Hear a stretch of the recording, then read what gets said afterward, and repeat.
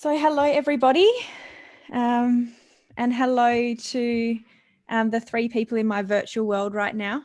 Dr. Ben Gauntlett, Dr. Nancy Doyle, and Susanna, our interpreter. Thank you so much for joining us. I know everyone is still coming in, but time is precious. And so just before we get into some great conversation, I thought I would start with some acknowledgements. So firstly, I wanted to acknowledge the land that I'm zooming in from today. So I'm on Wathaurong country, part of the Kulin Nation, and I wanted to acknowledge the Aboriginal land and traditional owners across our country, and also acknowledge the Indigenous land and peoples across the world, as we've got people joining us from all over today, including Nancy calling in from the UK. I didn't want to only acknowledge the land, but acknowledge our knowledge systems, wisdom, and deep connection as powerful guides to move us into a sustainable future for all of us. So here we are. And I might start with a bio for both of you, so I think it's a nice opener. But then I like to sort of go deeper into the bio to sort of find out a little bit more about who you both are. So I'll start with you, Ben. So Ben is commenced as Disability Discrimination Commissioner on May 7th, 2019. So it's you just had your year anniversary, Ben. Yep. Ben is a quadriplegic following a schoolboy rugby union accident, age 16 in Perth, Western Australia. He has the experience of a person living with disability and accessing care in Australia, in many states, including Western Australia, Victoria, and the ACT. He's also had experience of a person living with disability in the United Kingdom and the United States of America, and he's also a participant of the National Disability Insurance Scheme. Prior to commencing as Disability Discrimination Commissioner, Ben worked as a barrister in Western Australia and Victoria with broad-ranging practice. He has also worked as an associate to the Honourable Justice Kenneth Hayne, the High Court of Australia, as counsel assisting the Solicitor General of the Commonwealth, and taught law in Australia and the United Kingdom. Ben holds an undergraduate degree in law and commerce from the University of Western Australia and was awarded the Rhodes Scholarship for Western Australia in 2003. Ben holds a Masters of Law from New York University, and where he studied as a Rhodes Scholar. In 2015, Ben completed the Perth to Rottnest swim in a team of 3 friends. Ben, that's a tongue twister bio, and I have to say, very impressive, but something that's standing out for me is the Perth to Rottnest swim. As a Perth girl that lives in Scarborough, thinking about crossing a 19.7 kilometre stretch of shark-infested waters is seriously courageous. So I'd love to know more about that as well. So thank you for joining, Ben. Sure. It was more glorified drowning than swimming, but we got there. Was it one of the years where there was a shark sighting? No, but it was quite rough. So yeah, there was a lot of discretion is the better part of valor, and yeah, concepts going through my head while we were doing it. I could imagine. Even crossing on the boat makes me feel unwell being thrown around. So I can't imagine actually being in the sea swimming. Yep. It was, you'll note I've only done it once. And to Nancy. So Dr. Nancy Doyle is the CEO of Genius Within, a company specialising in the organisational science of neurodiversity. With her team, Nancy delivers coaching, training, assessment, and universal design audits, as well as systemic inclusion for whole company inclusion programs.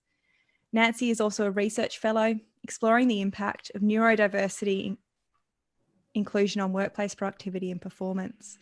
Nancy developed the international docu-series, The Employables or Employable Me, focusing on the journey of people with autism and Tourette's into employment, featuring her pioneering approach to positive assessment. And when I introduce you, my hand's on my heart, because the Employable Me series is informative, yet such a heart-led and heart-focused docu-series. So thank you both for joining us. I think it was 2 weeks ago when a colleague who's supposed to be joining us today, who sends his apologies, Peter, sent through Nancy's article, and I hadn't yet read it. And we were talking about how wonderful it would be to be able to have a conversation with Nancy. And then I thought, and then imagine if we could have Ben involved talking about it from an Australian context as well. And then here we are. So that's amazing. So we don't really we're hoping this is more of a free-flowing conversation.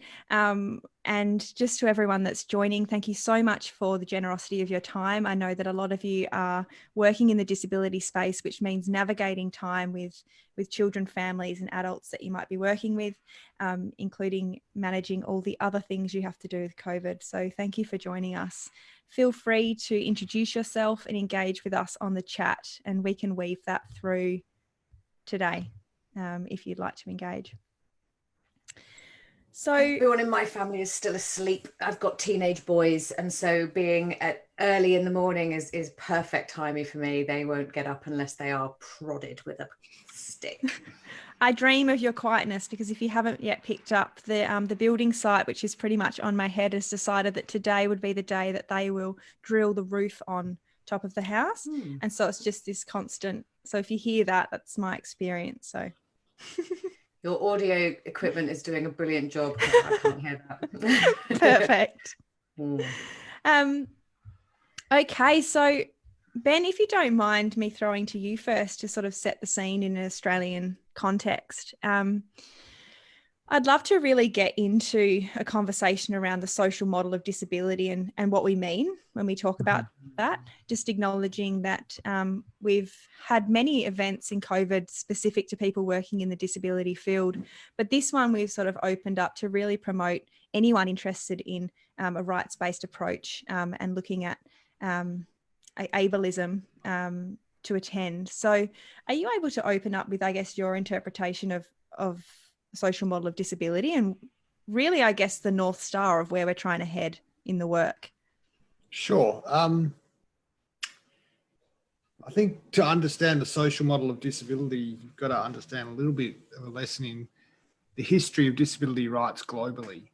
And that history takes us to the United Kingdom, where the social model of disability originated in a series of discussions between an organisation called the Disability Alliance and the Union of Physically Impaired Against Segregation, or UPS, in the 1970s. In the UK social model, disability is seen as a social construct and is the result of treatment by society rather than something inherent in or a product of the body. In that respect, it can be differentiated from the medical model of disability, which focuses upon the impairment. But it's important to acknowledge there are also different models of the social model of disability. And whilst what's often quoted is the UK social model, there are, for example, a Nordic model and a North American social model too. The UK and the North American models clearly divide disability and impairment.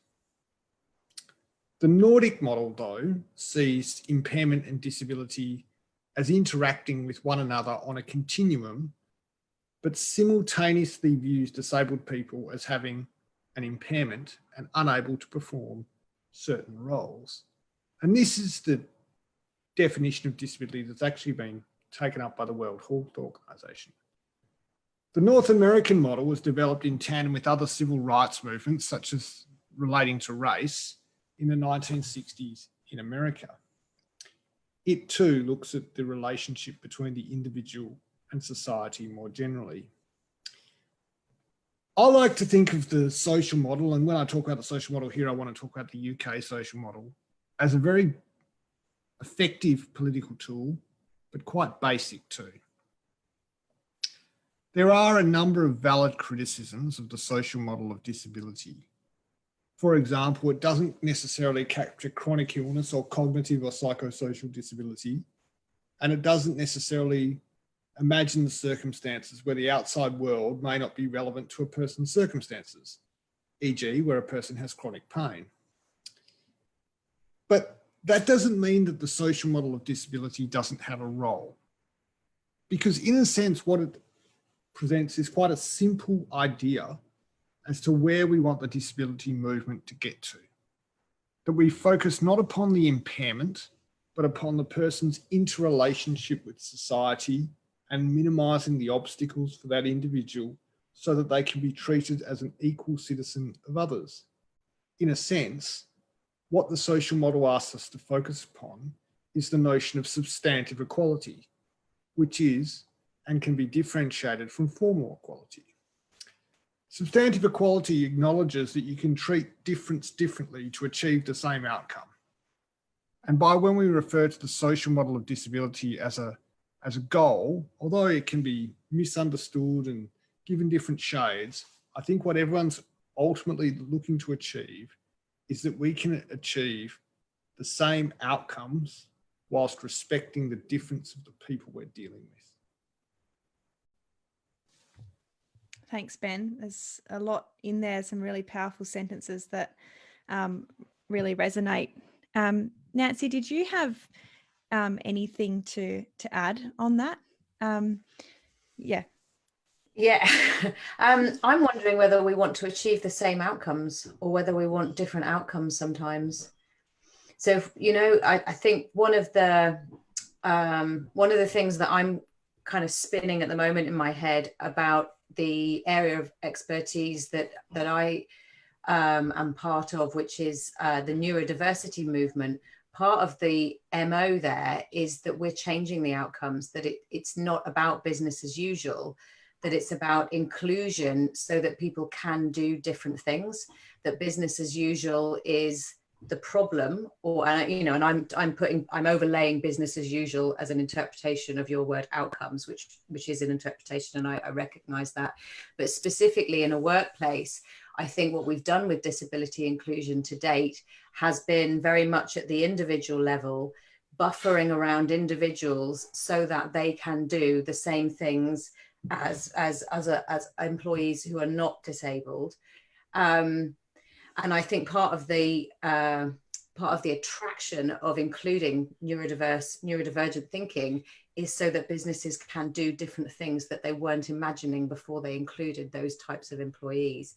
And certainly I know in the assistive tech world, there's a huge tide rising in terms of the technology companies that are leading the march to embed assistive technology within their products, like Microsoft. They've worked really hard at making sure that their accessible tech team is staffed by people with a range of different disabling conditions so that they can imagine different kinds of technology that they wouldn't have been able to imagine without being inclusive. So it's almost flipping it on its head a little bit. Does that make sense? Yeah, sort of the we don't know what we don't know. So if we're not inclusive of broad ranges of views and perspectives and diversity, we'll get the same sort of So it's shifting the needle completely on what we actually want from a world.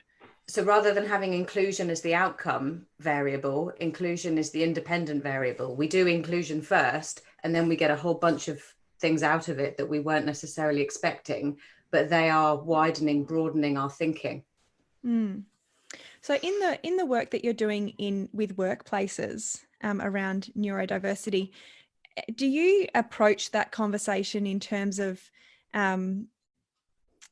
sort of inclusive workplaces, in that there's a possibility of a different type of vision and for there to be new ways of thinking and seeing and being in the organisation? Is that the approach that you take, as opposed to sort of looking at the existing and just making it retrofit, really?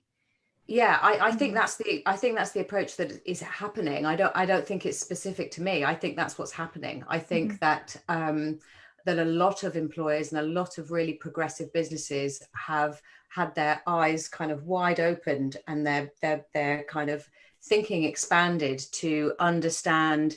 And this is broader than disability. This is diversity. Diversity is a talent management strategy. Diversity is an innovation strategy. Diversity as a way of being creative and unusual and finding new ways of operating. And I don't think it's limited to disability, but I think it's I think disability is the new kid on the block in terms of diversity and inclusion, which I'm delighted about. It's a paradigm shift. So it's disability inclusion in workplaces is shifting from something that we have to do to comply with the law, that we should do, that makes us very nice employers and will be corporately socially be responsible. So it's gone from that kind of patronizing, you know, we'll do it so we feel good about ourselves, and it's moving into, oh gosh, I didn't realize there were all these kind of interesting people that just haven't been able to make it through an interview, or interesting, you know, I think it's quite genuine, actually. But what I think is people don't know how to do it. So it's almost like lots of businesses have skipped the stage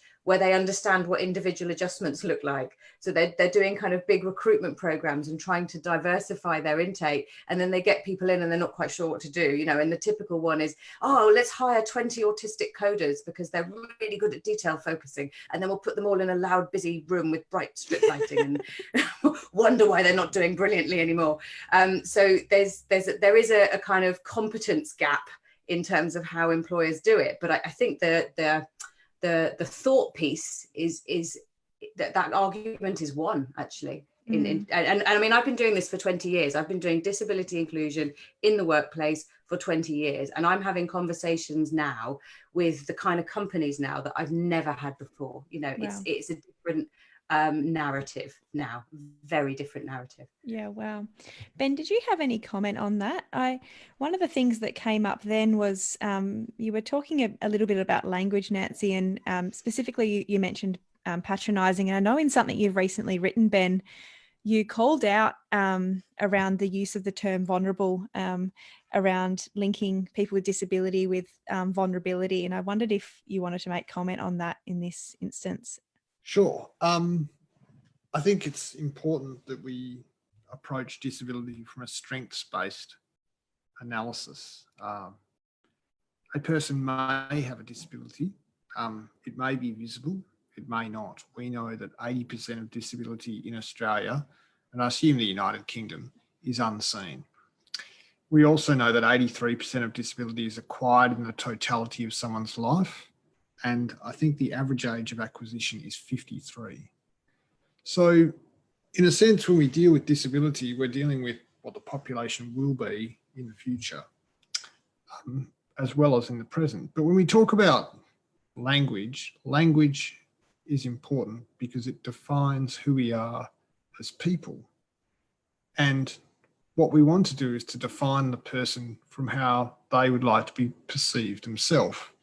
For the disability movement to have pride in itself, it is not about vulnerability. It is about acknowledging their personal background and saying, I want to be known for who I am. And that's an incredibly important aspect for all humans, to look in the mirror and say, this is me. But an employment setting or an education setting where a person may have to disclose who they are, language is incredibly critical. And that language is not one of vulnerability. It's one of in the sense of relatively objective understanding of the difference in the human condition. And that's why I think it's important that when we talk about disability, we're quite discreet and targeted as to how we describe the term disability. It is a term which has relevant meaning, which people should have pride in.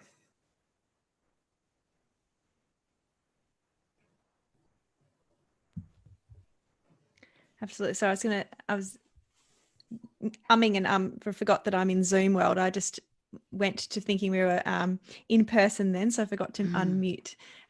Nancy, any comment on that around language? I completely agree. The language the language defines our experience. I completely agree. The stories we tell affect how we think and how we feel about our reality. You know, I mean, I remember, so there's something that's happened in the education world in England since I was a child. So I had undiagnosed ADHD growing up and a 20% school attendance record at high school. So I used to go in on Mondays, pick up my work and go home. And I had a diagnosis of school phobia. So I didn't have a diagnosis of ADHD because it wasn't an available condition to women of my generation.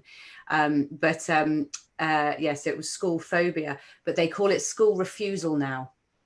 You can't have a diagnosis of school phobia anymore. It's called school refusal. And it's just a subtle change that just has so much impact on how that individual is supported or dealt with. And I just, I look, I can't imagine that I would have survived the school system now. I mean, I escaped with all my, escaped, that says it all, doesn't it? I escaped the school system with my qualifications intact. I know, but mainly because I didn't have to go. And people are always saying to me, what would have been the accommodation that would have made it okay for you to go to school? I'm like, no. The accommodation I needed was to not go. I can't sit still and concentrate for 6 hours in a day in a busy environment. I can't do it. If you want me to take information in, I have to go somewhere else to do it. I can't do it in that environment. I wouldn't have learned anything. And so, I think that those kind of language, they've created a different reality for children in my situation just by changing the language, which is a negative one. But, also within my area, the word neurodiversity, the word, the expression of neurodivergence, those are positive shifts of language. So we don't talk about specific learning disabilities so much anymore. We don't talk about neurodevelopmental disorders so much anymore. We talk about neurological differences. And so there's some positive shifts in language as well, but it's a very moving beast, isn't it? Yeah, absolutely. And I guess how we started talking about the social model before is just in what you're describing then, is that it's the school environment that was really disabling you at that time, and then let you be at home in a space where you can process and do your work. You're able to then participate and succeed in the way that you wanted to. So it's that changing it's the environment rather than it being about you and sort of fixing you. 100%. Yeah, exactly. Yeah. So I needed a different context. And once I was in the right context, I was absolutely fine. But I'm also very aware that this is very intersectional. I look back on that period in my life and I'm very aware that the color of my skin and the fact that both my parents have university degrees and can articulate and talk to teachers would have defined being allowed to do that. And I think if I had a different social context, I'm not sure that my school would have been as flexible and as accommodating of me. It was the ability to self-advocate, the ability to have my parents advocate. Neither of them were in prison or dealing with substance abuse issues. Those things defined that accommodation as much as the school itself. That makes sense? Oh, absolutely. I think it's so important to acknowledge intersectionality and privilege in that.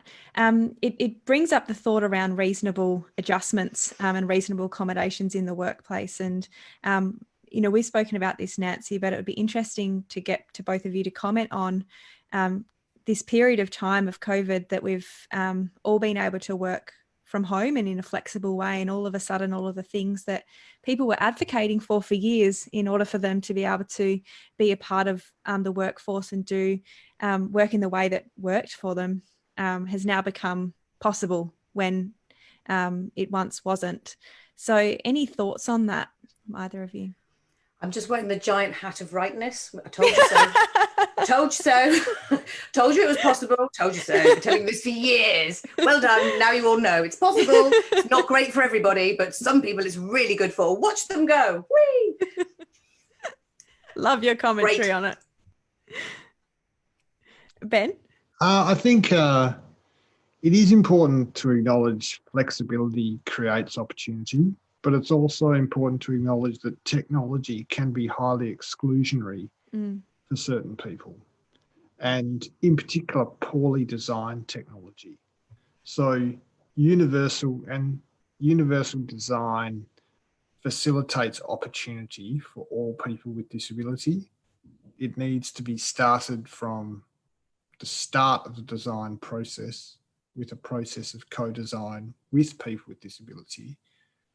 But if you consider, for example, a person with an intellectual disability or a significant cognitive or psychosocial disability, aspects of technology relating to communication can be very challenging.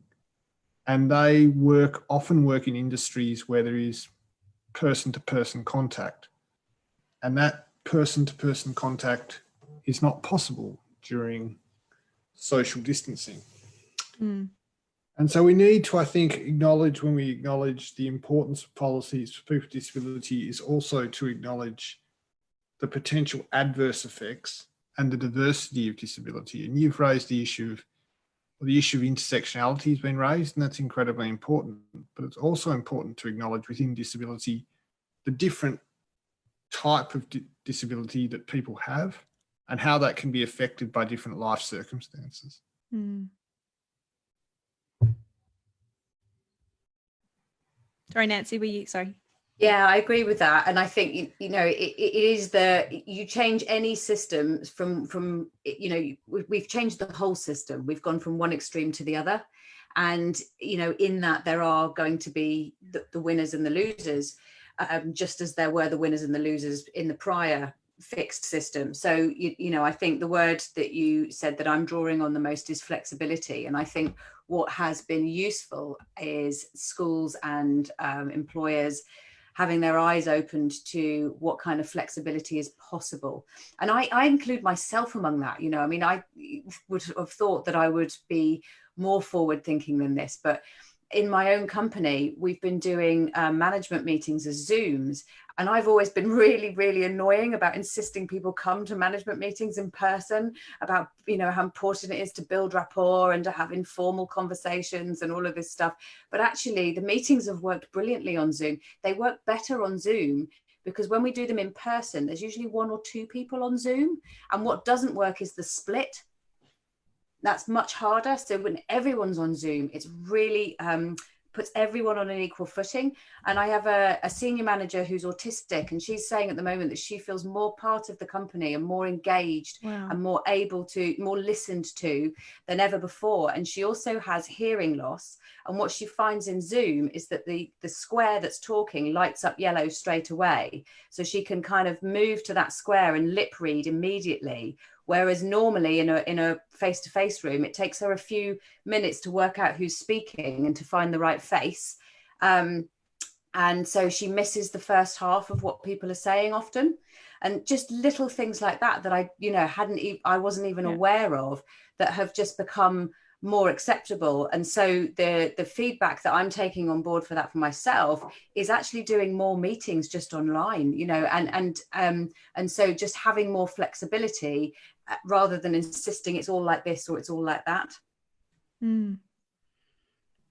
Absolutely. I think in the one of the articles I read that you wrote, Nancy, you spoke a lot about, and I think it was the one on the social model of disability sort of becoming clear in this pandemic, and that these experiences that we're also that I'm also having with the glitches in technology and the awkwardness and the sort of the things that I've been experiencing from working from home are these little micro moments of experiencing what it might be like for someone with sensory processing, for example, or exactly.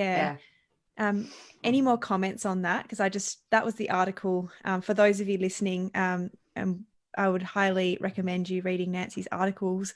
But this one particular really asks some beautiful questions around when we sort of moving out of this, what are we going to do different, and how we've sort of reflected on the process. And you know, you've just reminded me, there's something in that article that I want to change, because there's a paragraph about how, you know, suddenly having to shift to a communication style that you're not used to, and having to kind of rearrange the way that you work and the way that you intake and flow out information being jarring for everybody. And that's the thing that we should remember. And the word I've been using in there is empathy. And I want to stop using that word. I want to start using respect. I want us to stop feeling empathetic towards people who are struggling to communicate, and start feeling respect for how hard it is, and respect for the amount of work that people have to do in order to overcome that. So I haven't edited that article, but I am going to write an entirely new one about the language. And it's a language thing. I think it's a new level of depth for me, about the language that we're using around that, and shifting from empathy to respect. Are you able to unpack that, if you're able to, just a little bit more around sort of how that's come up from moving from empathy to respect? And was it like these subtle sort of these changes, how that sort of thought process came about? So with the empathy piece, is it that, so is respect an evolution of sort of saying, okay. Well, it's, you know, why would you have empathy? Would you feel connected or sympathetic or appreciative of somebody's experience so that you could feel sorry for them, or so that you could be impressed? Yeah.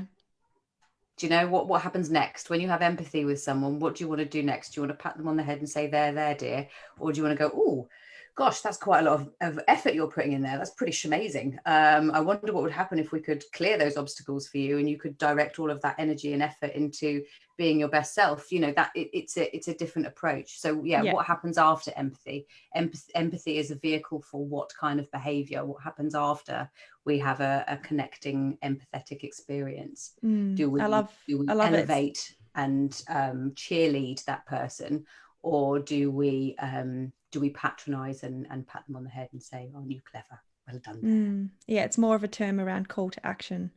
It sort of evokes an action. Yeah. Ben, anything that's been coming up for you through COVID around what we've been learning, how we can be better when we move forward? Sure. I think COVID exacerbates disadvantage. Is the easiest way of putting it for people with disability. It means that the obstacles that people see or people are aware of become more apparent, because by changing policies we can see the extent to which that disadvantage is present, and it becomes quite stark. And I think when we look at what we have to do is we have to try and ensure that people with disability remain connected in mainstream systems.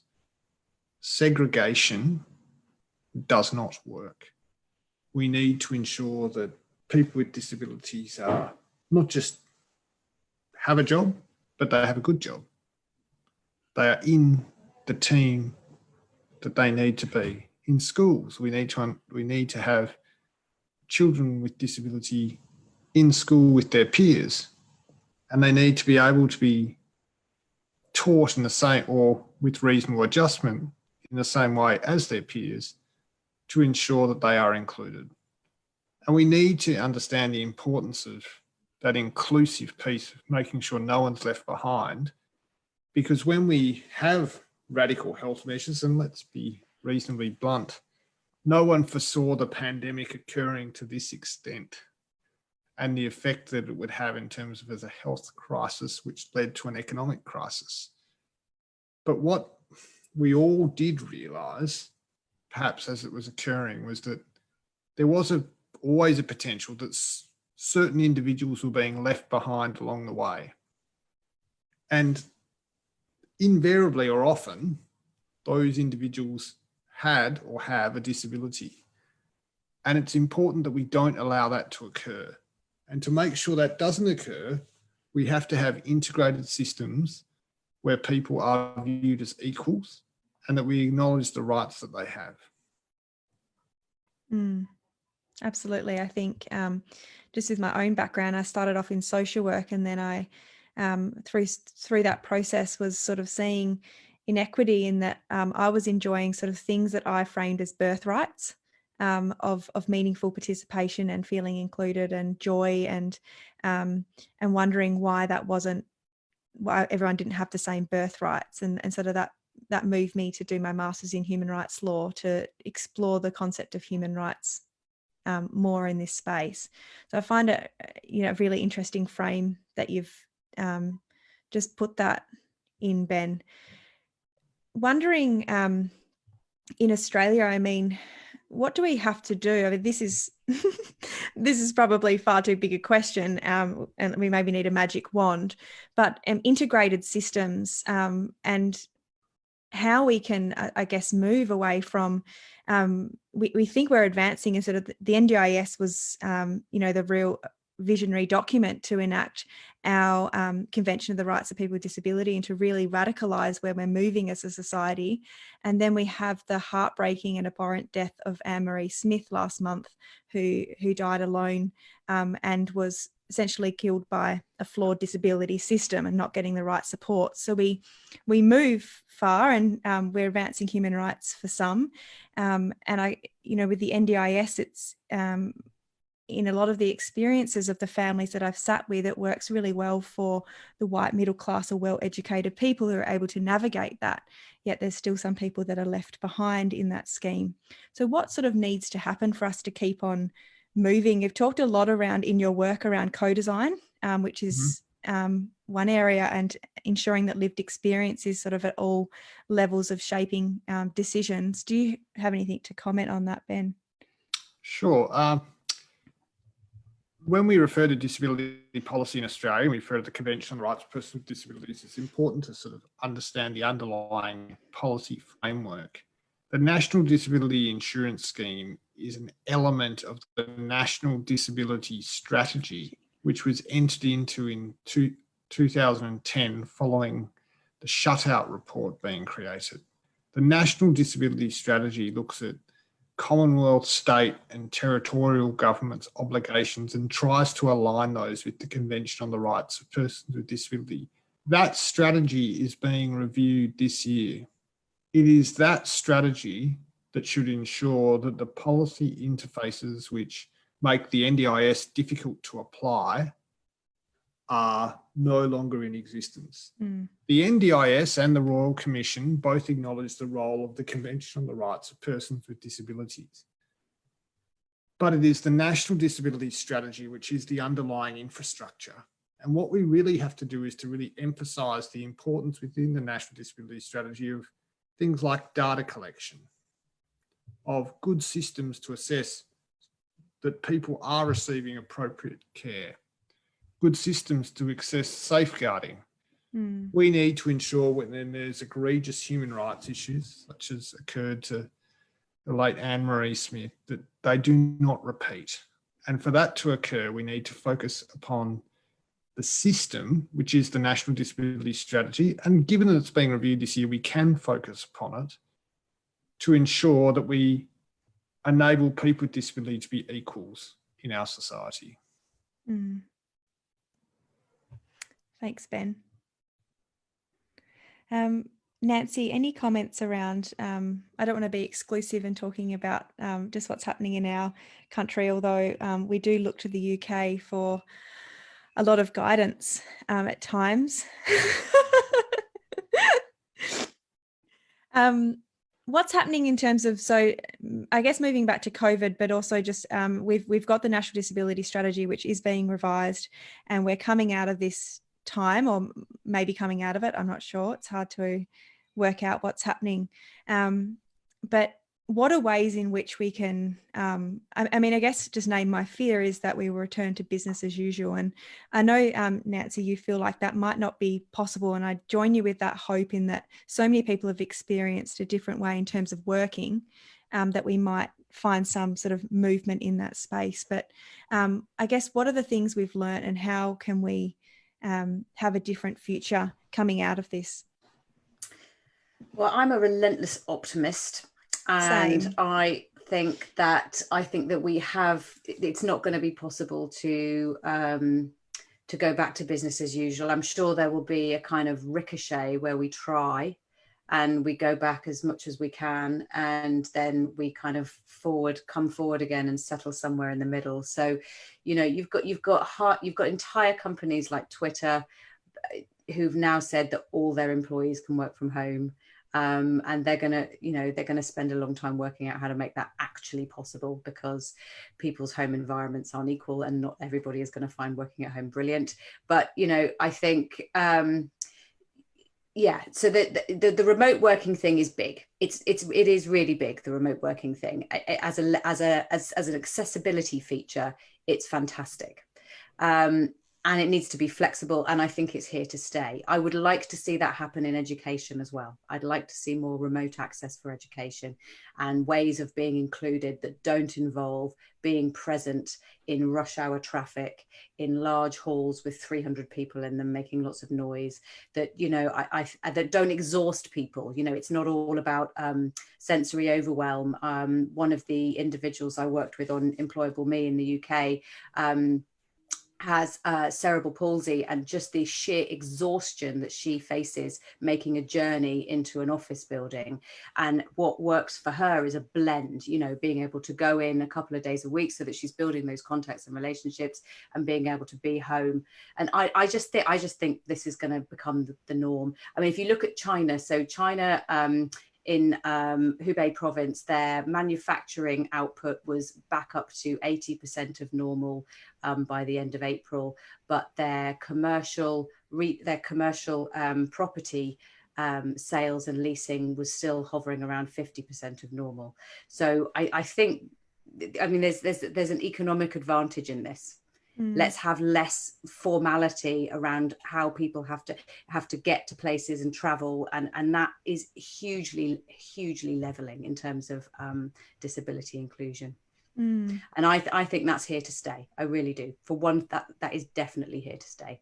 It's just how we organize it. And look at what the tech companies are doing. They're all running around like chickens trying to catch up with demand, you know. I mean, they're one of the few sectors and industries where people are kind of investing and pumping money. And look at Zoom, you know, did you see the campaign to make auto captioning on Zoom No. free? Oh, there was, Wow. you know, the chief accessibility officer for Microsoft was petitioning Zoom to make auto captioning free. She's deaf, and you know, all of this stuff is it's gonna. I think it's gonna happen. Human beings, progress goes one way. We take one step forward, two steps back, three steps forward, one step back, but it does always go one way. And generally speaking, we're an inclusive bunch.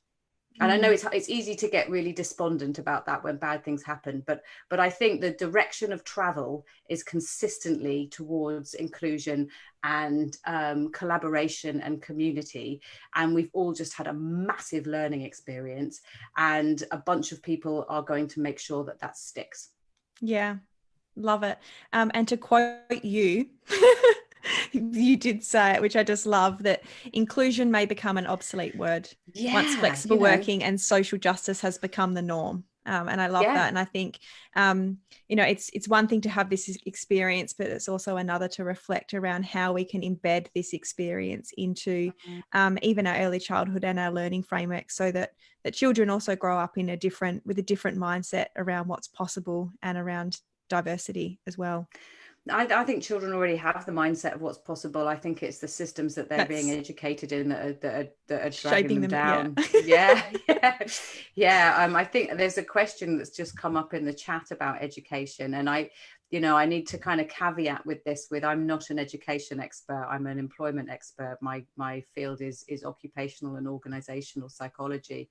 So thinking about education, I'm speaking much more from lived experience and from the experience of supporting friends with disabled kids through the school system, which is something I get asked to do a lot, and quite frankly I find it rather triggering. But I think because it's still so inflexible, and people the mindset isn't changing quick enough. You know, here's a statement for you that you may or may not agree with. Literacy will be obsolete in the next 20 years. Literacy as a skill will be obsolete because of technology. Technology is rendering the ability to spell obsolete. We're not going to need to know how to do it. So what are we doing in school? We're spending 10 years teaching people literacy. What else could we be teaching them? If literacy was obsolete, which it will be, every single person probably on this call right now has got one of these, which will speak. If you speak, it will type. If you've got something that you can't read, it will read it out to you. You know, the seeing eye apps where you can just point them at something and they're going to read it out for you. All of that stuff has become so, I mean, in 2006, we didn't have iPhones. So we're not, you know, this is big shifts are happening right now. These big shifts are happening, and our whole education system is orientated around learning a skill which is rapidly becoming obsolete. Wow. I love it. I remember you saying that the other day on the phone, and I've been saying it ever since, quoting you. Absolutely. I wrote a blog about it years ago and I can't find it now. But the blog was entitled "Reading is a Transition Technology. Discuss." You know, I mean, it came along with the printing press. Prior to that, everybody was storytellers. We learned through story and song and recital and poetry and thing. You know, that's how we shared information. Yeah. And then the printing press came along, and all of a sudden, literacy became written much more. But information sharing is not going to be limited to the printed word within the next 10 to 15 years. Information sharing is look at what we're doing right now. We have found a way to mass produce storytelling and discussion and sharing in, you know, this is so literacy is going to be one way of communicating. And it might be that, you know, right now we have dyslexia as a disabling condition, and it might be that in 10 years time hyperlexia is a disabling condition, so people that can only communicate via the written word and find video conferencing overwhelming. Those are going to be the people with the disability, not the dyslexics. And the schools are going to be finding ways to reasonably accommodate them in exams by letting them have a piece of paper and a pen. Dr. Nancy Doyle, the psychic, has arrived.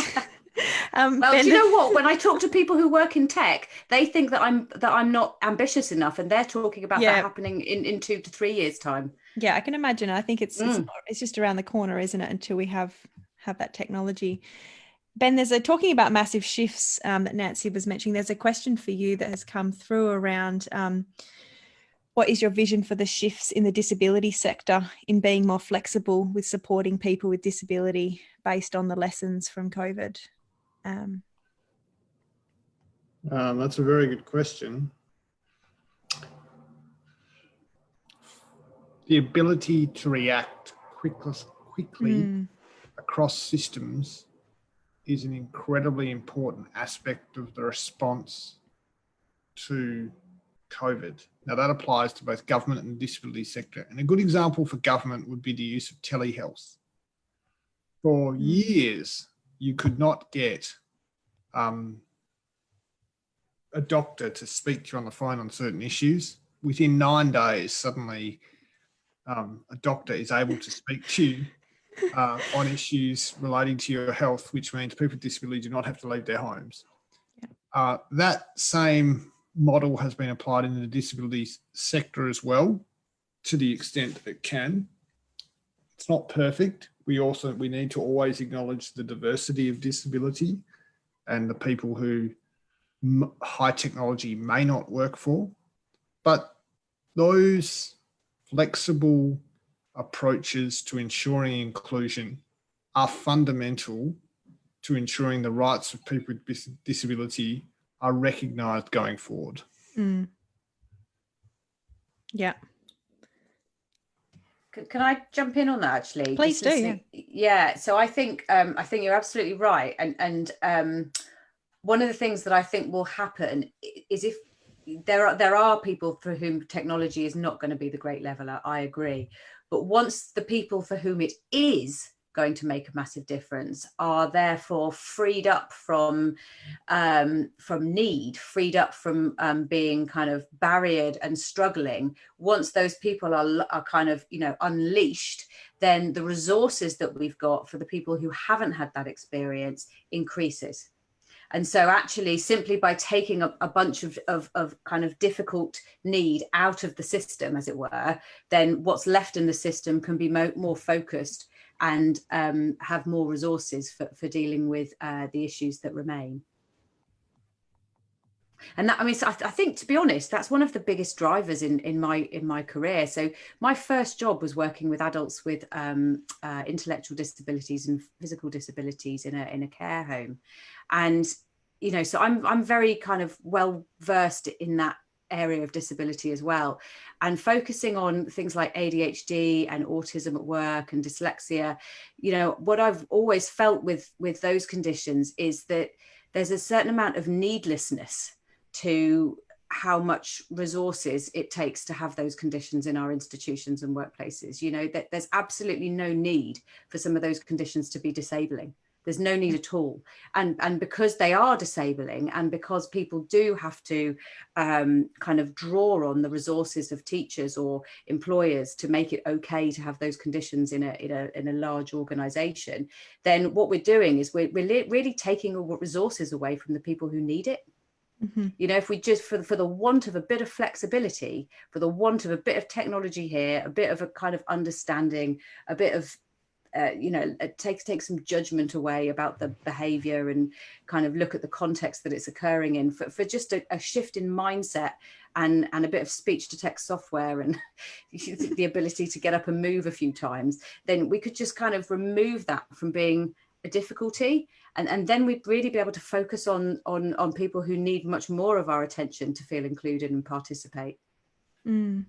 Yeah, phenomenal. Well, so much is happening in my brain right now, it hurts. We have at ECIO, something we've been working on for the last year has been writing the 10-year strategy for early child intervention in Australia, or the National Blueprint for Early Childhood. And I guess what we've been asking ourselves in that is it's 2020 to 2030. And Ben, you touched on before that it's also time to review the National Disability Strategy, which is an exciting time. But when we think about the next 10 years, and Nancy, you've spoken about it just in what you were saying before about how rapidly things will move in 10 years and where we might be. I guess for both of you, where is your hope about where we will be in 10 years? And I'm interested in really around, in Australia in particular, it wasn't that long ago since we closed the door on institutions, but what we're really grappling with is still institutionalized thinking and isolation and exclusion within the community. So a number of the families that we spoke about through the process of the blueprint spoke about having 76 professionals involved in their life and not one friend to call, or having their friendship network eroded really quickly by having a child with a disability and not being invited to barbecues anymore, and not because of people's perceived ideas of what challenging behaviours might be. And all of these things that were wrapped around really became apparent that we still have so much to go, not just in terms of, we've been talking a lot about workplaces today, but in terms of how we belong and how we participate in our own communities. So for the 10-year strategy, we've been trying to sort of grapple with all of that, and that what are sort of the policy or the mechanisms that we need to change to enable a world where we all can be and belong. So Ben, I know it's a big question, but 2030, where do you think we could be? Well, I think in 2030 we can be further along our journey to achieve substantive equality by recognising the rights of people with disability as enshrined by the Convention on the Rights of Persons with Disabilities. But I think we have to be realistic and pragmatic that is a journey that will take time, effort, positive steps, and also missteps along the way. I would like, when we look at 2030 in Australia and the world, that the more egregious human rights issues are dealt with and ensure that people are included. An example of a concerning human rights issue in Australia is young people in nursing homes. Young people do not belong in old age nursing homes.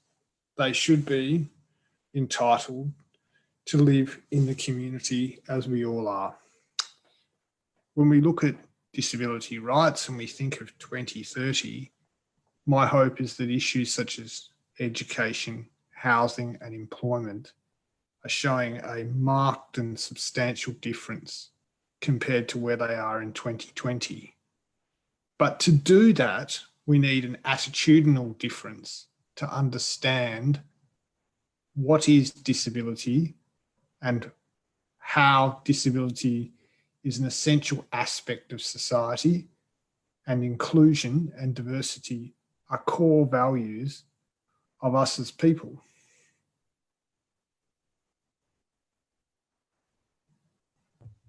That would be a beautiful 2030. Nancy? We're going to have to change our systems. Yeah. it's the systems that are using the social model of disability. It's the systems that exclude, not the conditions that are unable to be included. So I think, there's, and it is hugely attitudinal. People aren't kind of okay with the idea of some things that they do being not necessary. They're just habit. And so I don't know, do kids have to wear uniforms at school in Australia? Or do you get to wear what you like to school? No, largely uniforms. Don't get me started on the uniform conversation, Nancy. I was with a friend of mine whose son is autistic, and he's the perfect employable me candidate. He's why I started doing assessments like that. It's kids like that. I used to hang out with him and I'd listen to him speak, and I think, my goodness, I've been testing IQs for 20 years and this kid has got something. He's really clever. And I just started asking him the questions off the verbal adult IQ scale, and he's just kind of nailing every answer. I'm like, my goodness. And I was chatting to his mum. I'm like, so how's he doing at school these days? And she's like, well, yeah, he's kind of around average, so I'm pretty pleased. I'm like, okay. That's not where he should be based on his ability. And anyway, fast forward a few years, she has him diagnosed, and various things are happening. And I was in school with her, and he finds wearing his top button done up constricting, so he doesn't like to wear a tie. And the special needs teacher in the school asked the question, if he doesn't wear a tie, and if we let him undo his top button and not wear a tie, what will the other children think?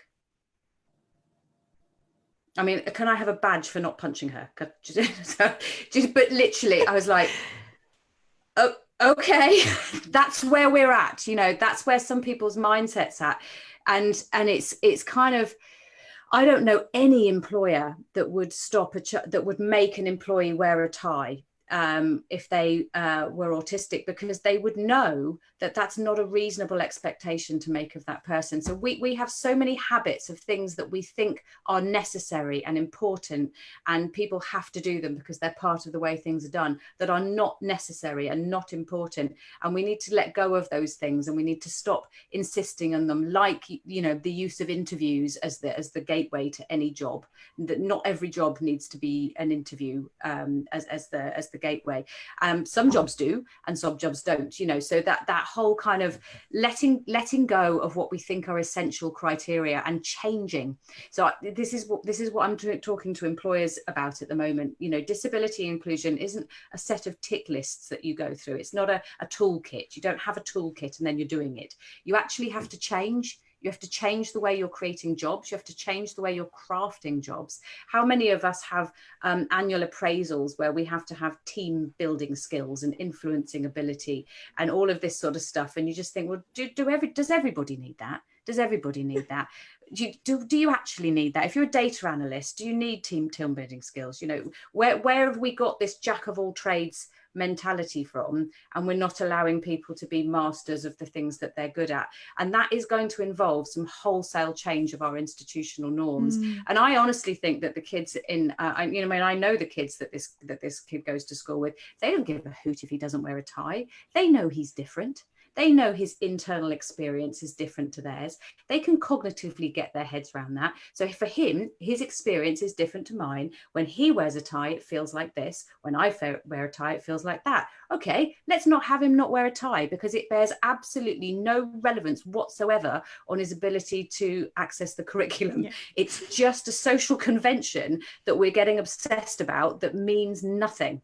And so, I think in order to get where we want to get, where inclusion has become an obsolete word, people need to let go of the societal norms that they think are essential, that are actually just conventions and not essential and obsolete and old-fashioned and nothing to do with reality. Oh, the other thing she said which was brilliant, was what's going to happen when he has a high-powered job one day and needs to wear a tie to work? I was like, oh, I know lots of high-powered people that don't wear ties to work. Angela Merkel, for one. Mark Zuckerberg. Anyone else?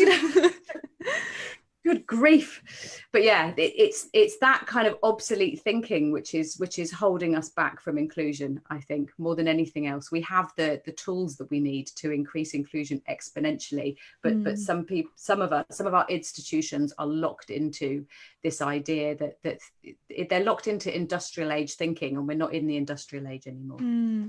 So from what you're saying, and this might be a simple sort of starting point, but around starting to unpack attitudes, and I know that there's a huge system issue, but also in terms of an individual responsibility in society around critical self-reflection around your own position and diversity within your own life. Do you think there's a role for that? I mean, growing up, when I walk outside my driveway and I look left and right, I saw people living quite similar experiences to me. And really, the systems and structures in Australia would have me going on sort of a pathway of me being able to benefit due to privilege, just going sort of one way, without me starting to unpack that my life didn't have much diversity, and I sort of had one perspective, one single story of what the world was, and I didn't want to live like that anymore, which sort of, and then through a chronic health crisis, I was put into a spinal ward where I was for some time, which radically changed my whole life around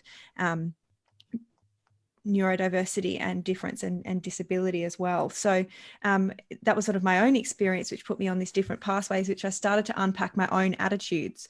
But I guess where is the pathway, or what are the doorways for us to start doing some of this societal attitude change around people wanting to have a better way? Well, that's exactly why we need to let people like my friend's son not wear a tie, so that the other kids ask those questions, and so that they gain that understanding. You know, every time we're making people fit into the box that we've created as essential, we're robbing each other of the chance to learn what it might be like if we don't force people into those positions, and we're robbing each other of the chance to learn about how people are differently experiencing the world. So it's exactly by allowing that difference to occur and embracing it that we would end up having those conversations. You know, I know another educator who is absolutely brilliant, another friend with a child who you know, this young lady has PDA, and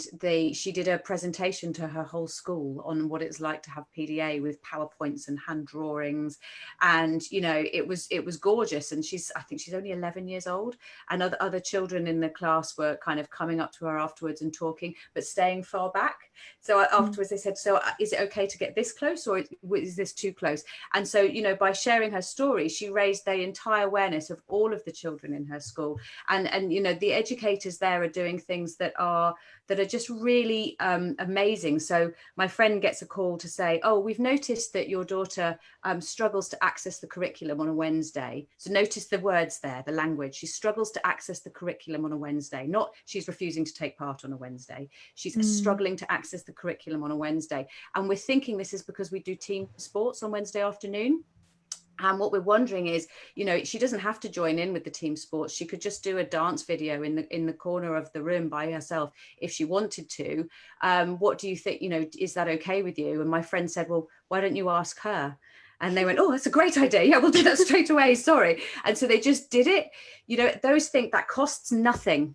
It costs nothing to make that adjustment. That was entire attitude. There was no money needed to be expended there. There was no additional resources needed. It wasn't expensive or hard work. It was just attitude. And the learning that entire school, that's a generation, that's like a little cohort of citizens that are going to go into workplaces, further education with a wider understanding of difference than they would have had if we had simply made that child fit in with everybody else, to the point where she then exploded and had to be taken off and educated somewhere else because she couldn't cope anymore. Yeah. Ben, in your experience, I mean, you've lived within Australia, UK, US, and then now as your role as Disability Discrimination Commissioner. What's your views on attitudes and sort of where we are and where we need to head, and where could be a starting point? Well, there already is a starting point. But I think the best way to consider the attitudinal piece is, how much money do you think we spend on things such as advertising relating to vices? Gambling, alcohol, smoking, road safety, etc. And then how much money do you think is spent on disability inclusion?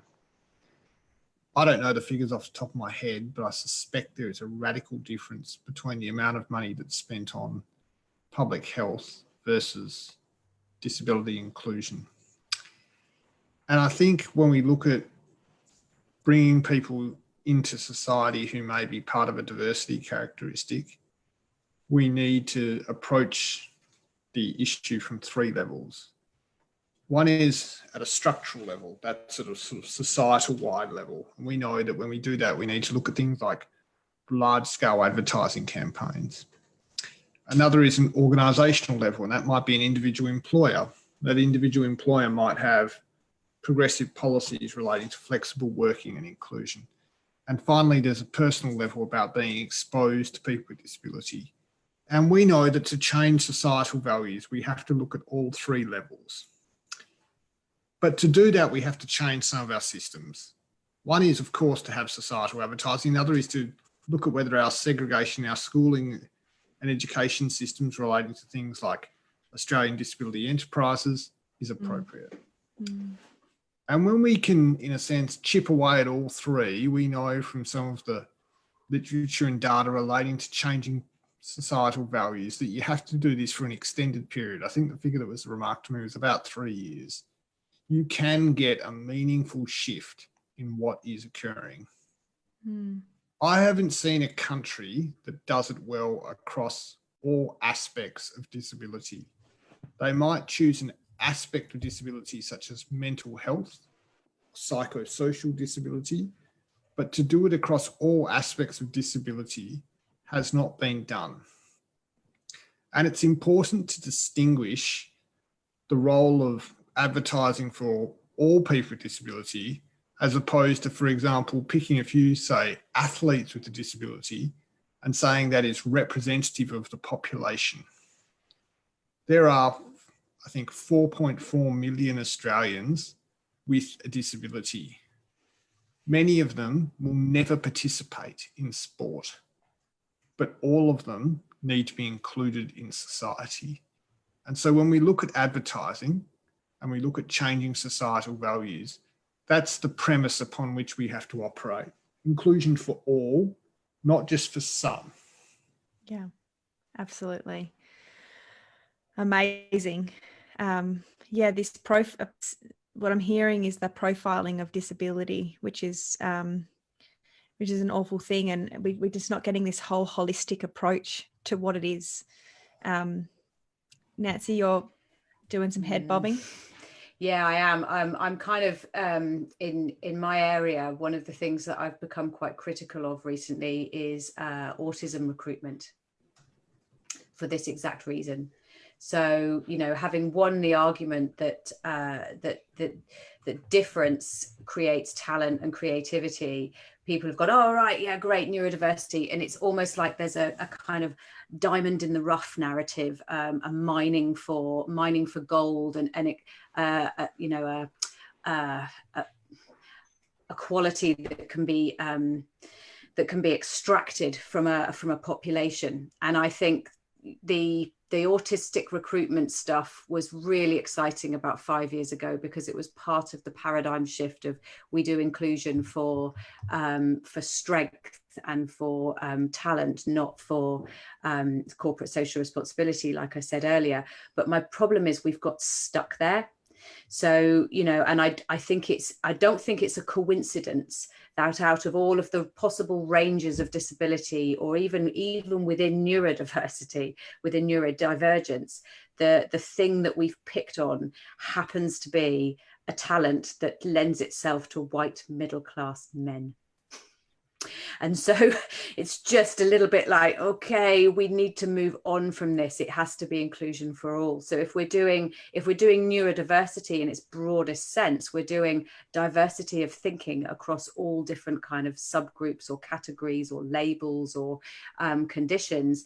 But we're not. We're still stuck on autism recruitment. And even within neurodivergence, autism is 1 to 2% of the population. Dyslexia is 10% of the population. Around 50% of prisoners are dyslexic.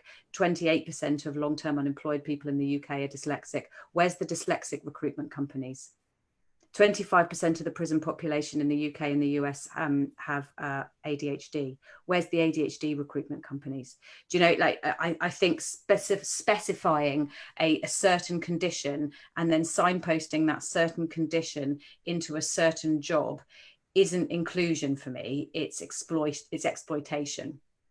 And I did write a strongly worded blog on that subject, and then the CEO of one of the autistic recruitment companies reposted it on LinkedIn and went, I think she's talking about me, but I think we need to have this conversation, which ultimately actually raised my respect for that individual hugely. But it is the conversation we need to have about that. It's tokenistic at the moment, and it needs to be. That token gesture was supposed to be a seed that started a whole bunch of things.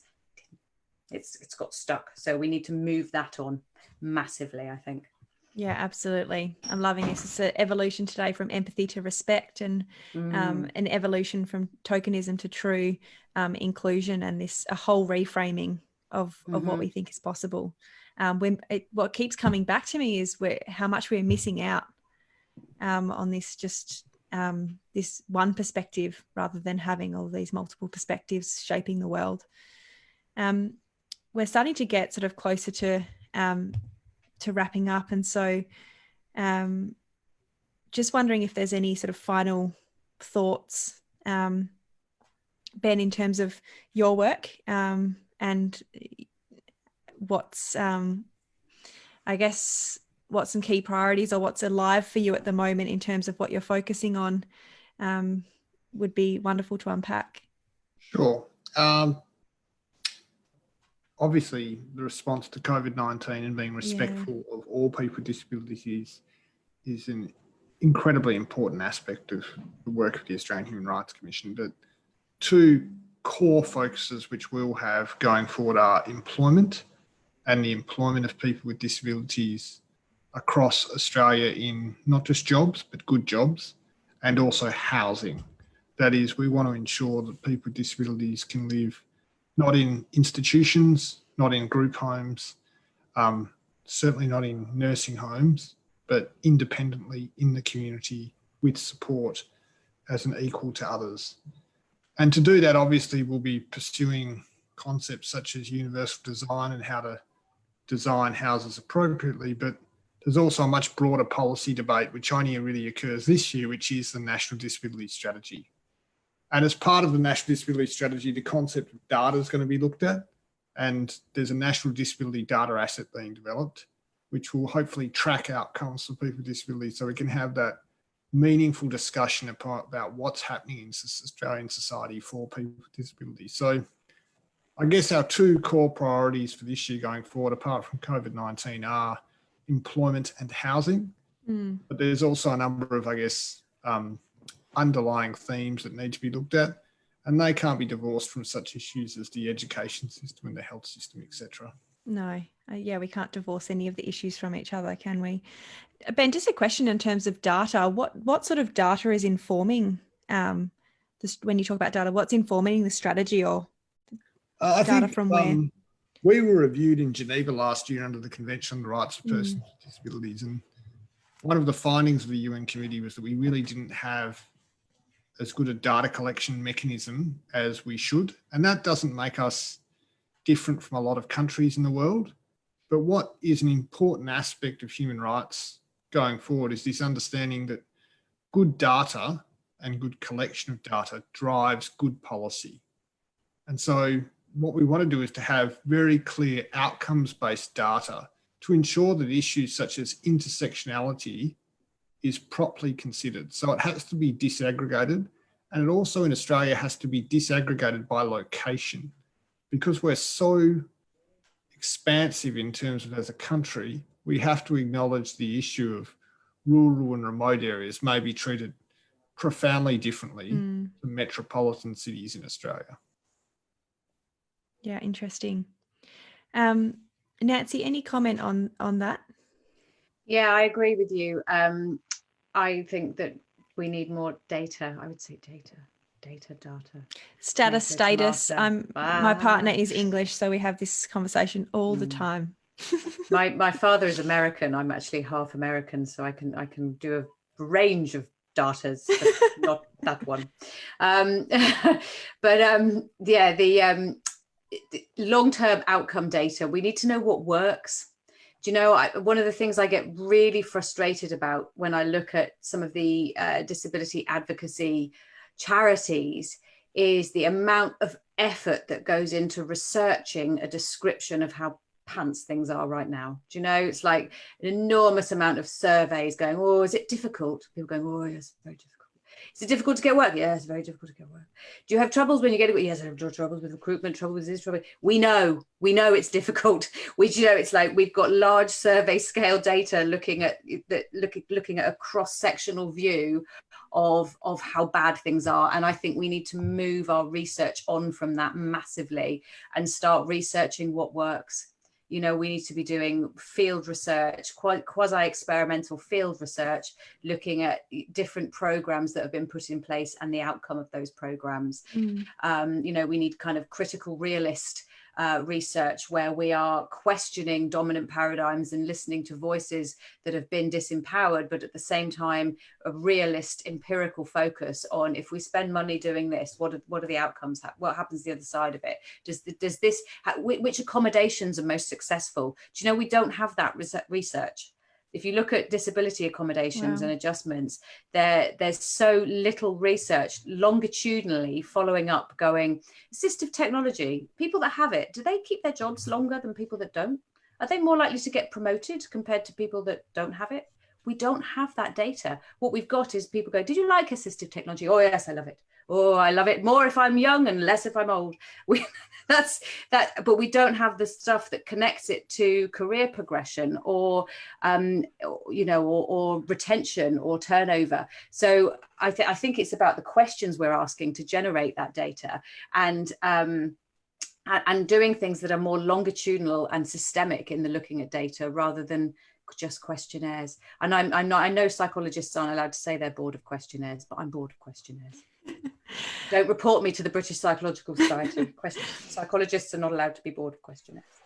I think to touch on what Ben was saying before around the excitement around the National Disability Strategy is that it in some way gives a North Star about what we're doing as well. I'm not sure if it's the same in the UK, Nancy, but in Australia around, particularly in disability, there's sections of people. So, for example, if you look at the National Disability Insurance Scheme, there's people working in obviously different areas within the scheme. But as a whole, it's really hard to see where we are actually heading in terms of a North Star, not just for people with disability, but for us as a society, as an international global community, what we're actually wanting for ourselves and then how, in fact, we're actually going to get there. And one of the things I really grapple with is that in the blueprint conversation, I was talking with families who the more systems they were crossing with. So we've been talking about disability today, but families that also were in the medical system, in the housing system, in the justice system, in the child protection system, the more systems they are involved in, the bigger the black hole almost. And so whilst it's looking at outcomes and sort of what we're doing in the disability space is important, it's sort of whole of life wellbeing outcomes as well, and actually where we're heading as a society and how that's sustainable. So that's probably a conversation for our next dreaming together. But I think that there's outcomes, but sometimes I feel like I'm waiting in the dark and looking for sort of a remembrance of what we're all doing.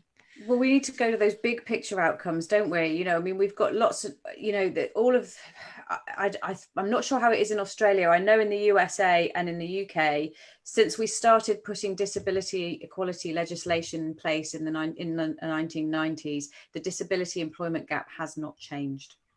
So despite all of that legislation, we still have a 30% gap between the number of disabled people who are employed and the number of non-disabled people who are employed. And it's the same in the US. So, you know, I think it's time to look at what works. It's time to be looking at, you know, I want to see some research that moves that. So let's have some research looking at companies that put in different kinds of policies. And then the outcome variable, the data that we're actually assessing is, do you start employing more disabled people? Do they get promoted if they get employed? those are the things that I want to see. Yeah. Wow. Ben, any final thoughts from you as we wrap up? Nothing other than that employment is a really good goal for a disability policy system because it reflects a broader policy system that's working well. You've got to have good home care, good housing, good education, good transport to enable people to have jobs and good jobs. We ranked 21st out of 29 in the OECD for employment in Australia. I think we actually ranked below the UK in employment. Yikes. And part of addressing that is to address a broader policy system. Only 10% of Australians with a disability are on the NDIS. But for all people with disability, to have a laudable disability employment system benefits them. Yeah. Nancy, any final thoughts? It does indeed, and yet economic output is not the only way to measure human life. It is a tool that we have available to us right now, and in policy, it's definitely something we should be focusing on. And the reason I became an occupational psychologist is because I really believe in the value of work to create meaning and equality in people's lives. That was why I studied work psychology as opposed to different forms of psychology. But something that I think we all need to remember is that we are human beings, not human doings. Yeah, absolutely.